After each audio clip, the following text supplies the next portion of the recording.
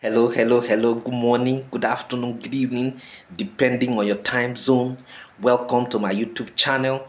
My name is Ogbanje Joseph. Please endeavor to subscribe to this channel.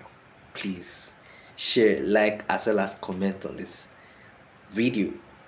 Today, we're going to be looking at the liberal political economy. Liberal political economy. Liberal political economy. Now, you know, the liberal political economy is very big on the laissez-faire approach to the economy. Now, Adam Smith postulated that the economy is regulated by an invisible hand. Now, this means that the state has little or no control over the economy, as prices were determined by the interplay of the forces of demand and supply. In the days of Adam Smith, the role of the state did not go beyond the provision of the physical and economic infrastructure, such as transport and communications, currency, taxes, state loans, and the like. Okay, so the era was characterized by free trade capitalism and the ownership of private property. So the minimalist state, the minimal intervention of state in the economy continued until the 1870s. Now, but what is important is that when we talk about, the liberal political economy, it is not just about the economy. There are other things that actually make up the liberal political economy. So what are the features of liberal political economy? The features of liberal political economy are as follows. Number one, the rights of citizens. In a liberal state, there's always an adoption of liberal attitude towards the rights of citizens. Now, mention has to be made that the most vital precondition of individuals' development is granting of rights and privileges of all individuals equitably.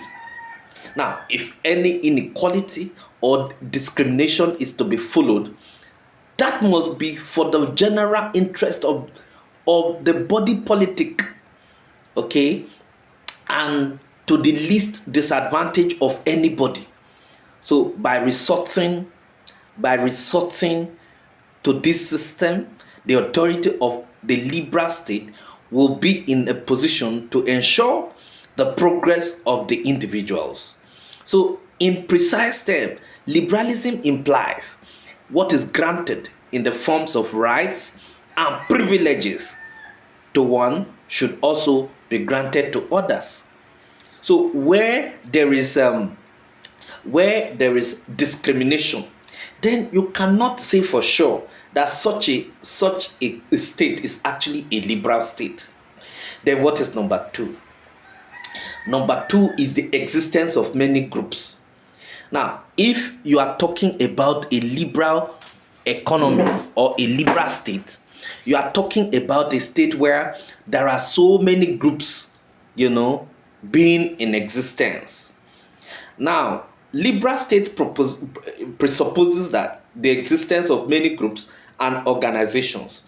And the characteristic feature of a liberal state is that they are engaged in cooperation and conflict among themselves. These groups are termed in various ways, such as power elite, ruling elite, etc. There are also many interest groups within, a liberal state. Okay. Now, under a liberal state, for example, there is actually normal and peaceful conditions. Okay. Liberal state does not, there is actually normal and peaceful conditions. And liberal state does not normally intend to impose restrictions upon their activities. But on the other way around, in an authoritarian state, there is the prevalence of such situation. The prevalence of such situation cannot be well managed. In fact, it cannot even be imagined. Okay, because the plurality of ideas and organization is forbidden in an authoritarian state. Okay, now what is number 3 feature of what? Of a liberal state? Number 3 is neutrality among all these groups. Now, in a liberal state actually maintains a neutrality among all these groups. All the groups I mentioned before, the power elites, the interest groups, and all of that. Okay, so now when we talk about a liberal state, since multiplicity of groups and organizations and coexistence among them are the characteristic feature of a liberal state, any conflict or clash of interest can also be regarded as inevitable consequence. Here, the question is, what would be the exact role of the state in this situation? In a liberal state, the state's role is that of neutrality. This is the claim of the varieties of authors that actually talk about the liberal state system. Okay, in a liberal state, normally, in a liberal state, normally, there is no favor of any particular class or elite group.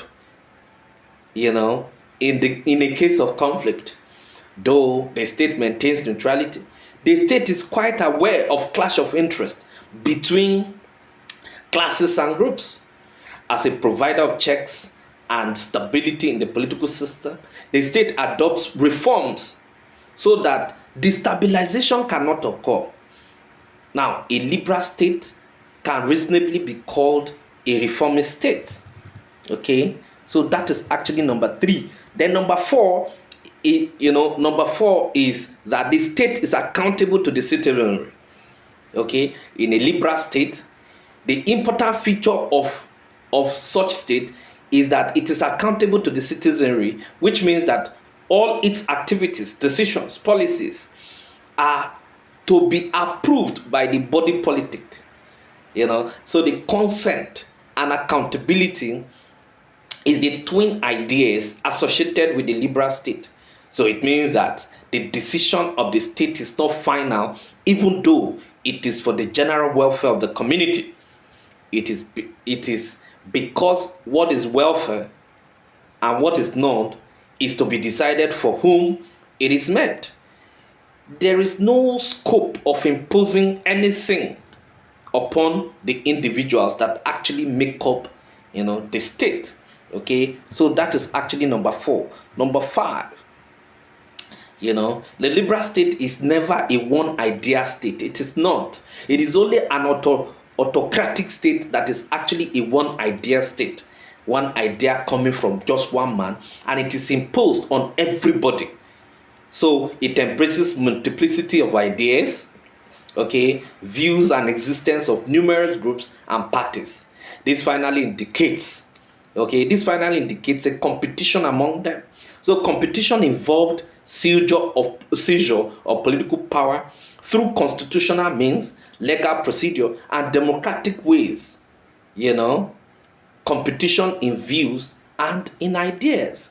So that is actually a liberal society.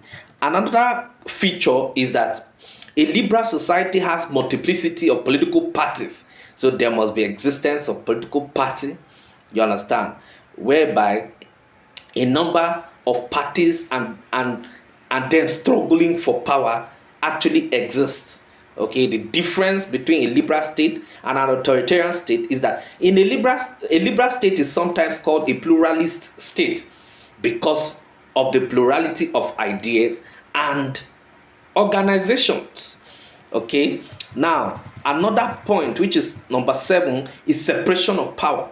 Now, separation of power is generally regarded as a feature of a liberal state. A liberal state means limited state and it again implies the three organs of the state, implies that the three organs of the state will discharge these functions, keeping themselves within the confinement decided by the law and constitution. So when this is implemented, no organ of the government will interfere with the functions and jurisdictions of another organ. Okay, number 8 is, there is no domination of a particular ideology. Various opinions and ideologies work and exist side by side in a liberal state. Okay, then number 9 is that in a liberal state there are mainly two centers of power. One is economic and the other is political. So we have economic power and then political power. Let's make it 10 points. In a liberal state, there is no fixed form of liberal, in a liberal state, okay, there is clear congruity between monarchism and liberalism. Okay, so there is so in a liberal state there can be constitutional republic as well as constitutional monarchy.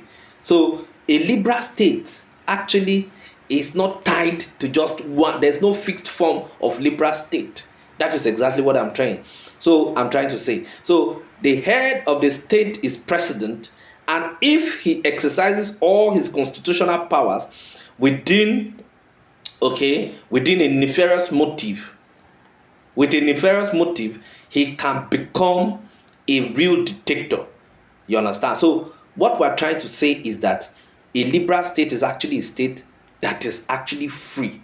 There is laissez-faire approach to how the state runs the economy and runs the society. There's multiplicity of ideas and people are allowed to express themselves. There is actually free press, and then freedom of speech. Okay, so liberalism is actually talking about freedom. People are allowed to express themselves. People are allowed to actually achieve their destiny within the framework of the state. But the big question is that, is Nigeria a liberal state? This is a question we need to keep pondering in our hearts. Thank you very much.